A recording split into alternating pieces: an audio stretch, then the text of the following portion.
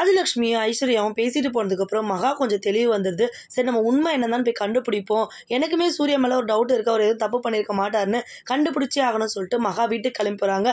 மகா போகிற கேப்பில் பார்த்தீங்கன்னா சித்ரதேவி காயத்ரி வந்து கொத்துசாவியை பற்றி பேசிட்டு இருக்கிறாங்க. அதான் மகா இந்த வீட்டை விட்டு போயிட்டால இனிமேல் அவள் வரமாட்டா, அவள் ரொம்ப வைராகியக்காரி, கொத்துசாவி அனாமிட்டா கொடுங்க, எம்டி பதவியை என் பிள்ளைகிட்ட கொடுங்க, எம்டி பதவிக்கு என்ன தகுதி இருக்குன்னு நீங்கள் சூர்யாவுக்கு சேர்த்து வச்சிருக்கீங்க, சீக்கிரம் அவரை இறக்கி விடுங்க அப்படின்னு சொல்லிட்டு சொல்கிறாங்க. என்ன இப்படிலாம் பேசிட்டு இருக்கு ராஜலட்சுமி பார்த்தீங்கன்னா பயங்கரமாக திட்டாங்க.